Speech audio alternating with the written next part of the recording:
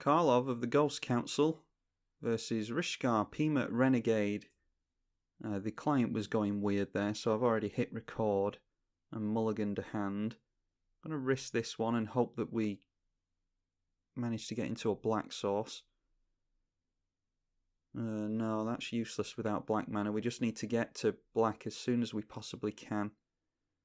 So let's go for Ajani's Welcome. Really good card printed from M19. It is basically a Soul Warden or Soul's Attendant on an enchantment, which is much easier, well, much more difficult to remove, I should say.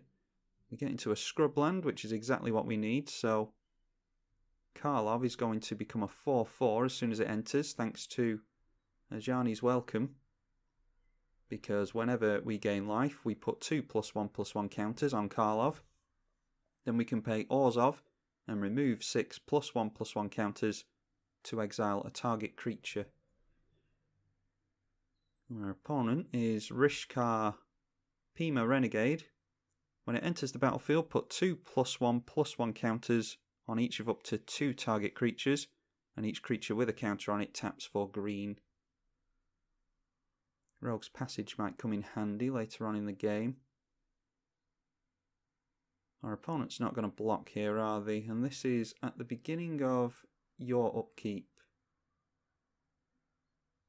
I think we'll gain more life from the Soul's Attendant, because if our opponent's on the plan of just vomiting out creatures, we do want to get commander damage off on our opponent. That's why the Rogue's Passage might help, hopefully. That's 4 and tap. A target creature can't be blocked this turn. And Vine Lasher Kudzu is landfall. Add a +1/+1 counter to it. And then out comes Rishkar. We have nothing to disenchant, unfortunately. We're getting a hell of a lot of counters onto our commander, though. So they are going to have to block. They'll probably just block with a chump, maybe Endless One. Hangerback Walker is difficult. Yeah, I think we definitely want that to come away from here. They'll get a free Thopter for that, but at least it doesn't make it any bigger. Now, if we could get into Whispersilk Cloak or Trailblazer's Boots, something like that, more mana for the Rogue's Passage would be nice. We'll just swing in. And chump in with the Thopter. And we'll go for Lingering Souls. Gain lots of life from that, which makes Karlov huge. Karlov is now, it's turn 4 and he's a 20/20.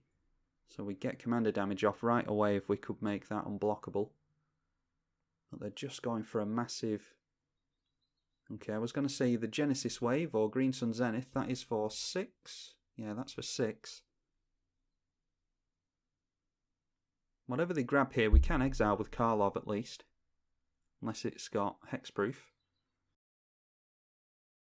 Alright, Armorcraft Judge. When it enters, draw a card for each creature you control with a +1/+1 counter, right? That is 4 cards. Our opponent draws. They're up to 6 in hand.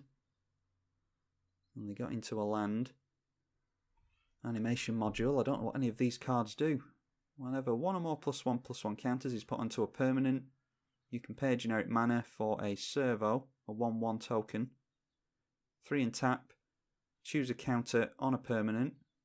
And give that permanent or player a counter of that kind. So you just give them another +1/+1 counter in this deck. Oh, I was just thinking then, if we... Yeah, we can win here, can't we? If we just... Lingering Souls... I haven't done the maths, but I'm sure that's right. If we Lingering Souls to make sure we've got enough +1/+1 counters to... Our opponent tapped out all their creatures, so all we have to do here is remove this one. We exile that creature, and now we can swing in for lethal on our opponent, unless they have something that they don't have to pay for. Yeah, there we go. Our opponent got a little bit greedy there, tapping out for tapping all their creatures down for that Green Sun Zenith, but I suppose they might have had to in order to refill their hand.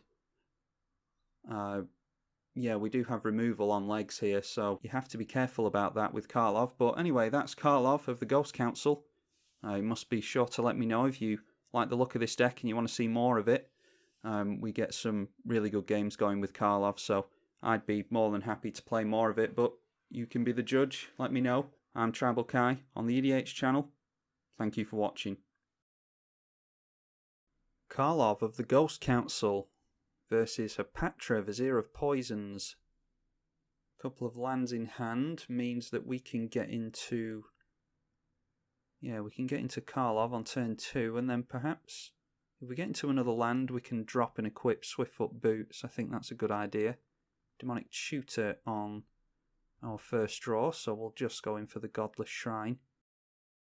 If our opponent plays Hapatra and decides to... No, they've got 2 green and don't have black yet, but Golgari Signet will get them into that.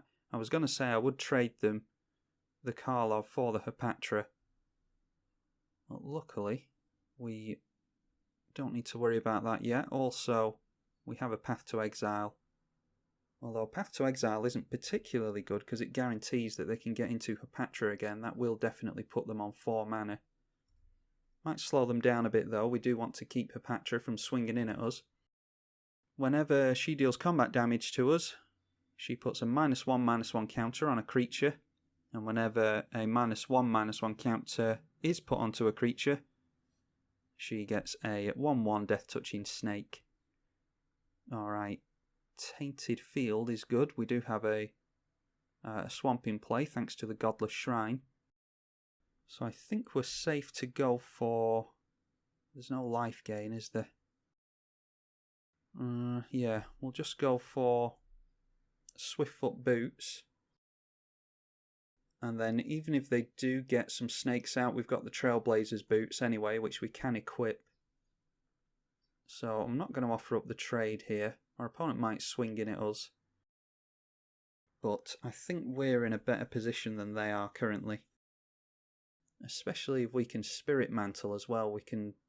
Yeah, it'd be nice to get some life gain triggers. We don't have any at all so far.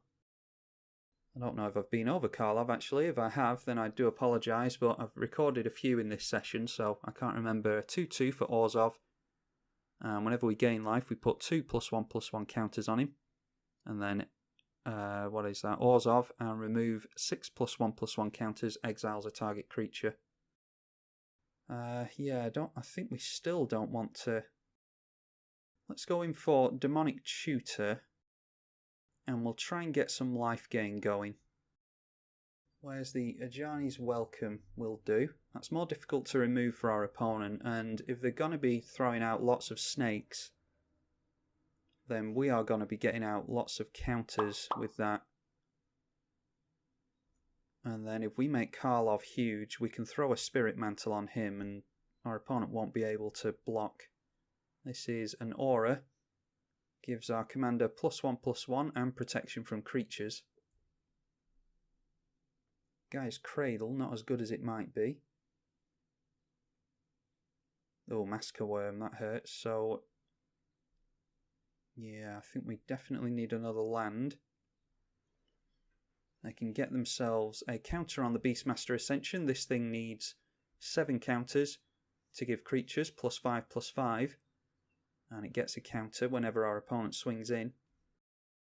And then they just dump a minus counter onto the Massacre Worm. And they get themselves a Death Touching Snake. We do get into that land. Yeah, I'm just thinking I'd rather equip Karlov up as soon as he comes out.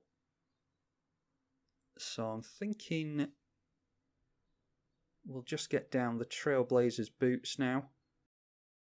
And then we can go for Path to Exile or Swords to Plowshares on something next turn.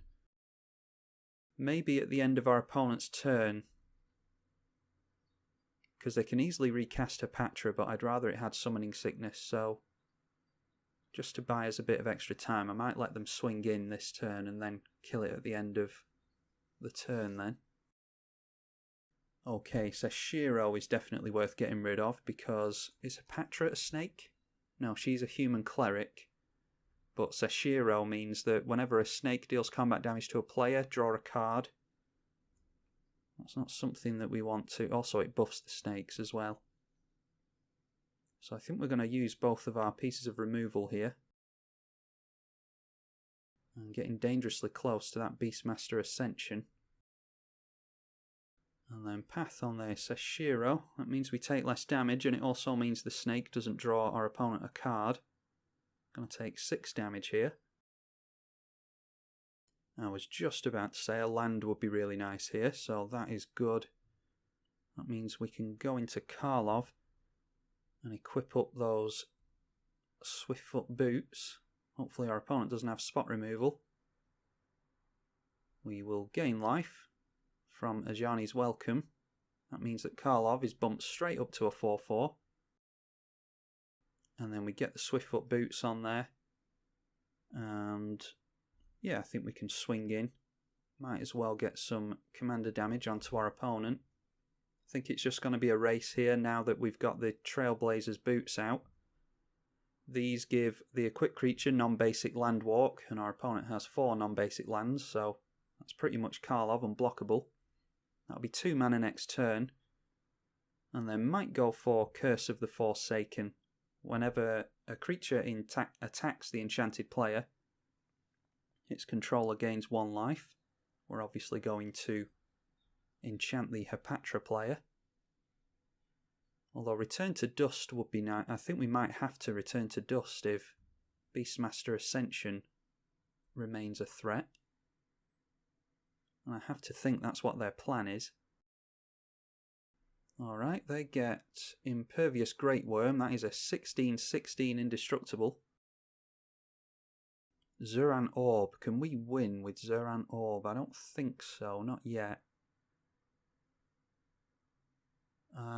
We can go Curse of the Forsaken and Spirit Mantle. So Spirit Mantle will make it a 5/5. And then a 7/7 from Curse of the Forsaken. 9, 11, 13, 15, 17. That would be exactly right. The problem is, yeah, we can't Trailblazer's boots, can we? Okay, we'll just go for... Oh, we wouldn't have to Trailblazer's boots, would we? Because protection from creatures. Yeah, okay, so let's go for that. I think if I've worked it out right, I don't like to take too much time because opponents are sometimes impatient and you don't want someone to quit on you too early. We'll swing in here and we'll gain a life because we're attacking the enchanted player. That's 7. 8, 9, 10, 11, 12, 13, 14, 15, 16, 17. That is exactly the right amount. We'll wait for our opponent to declare blockers first. And then we have to sacrifice all of our lands here. Zuran Orb is sack a land, gain 2 life. So it's all or nothing.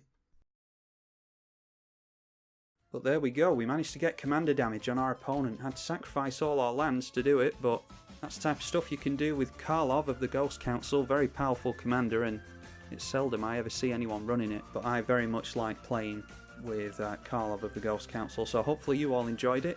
I'm tribalkai on the EDH channel. Thank you for watching.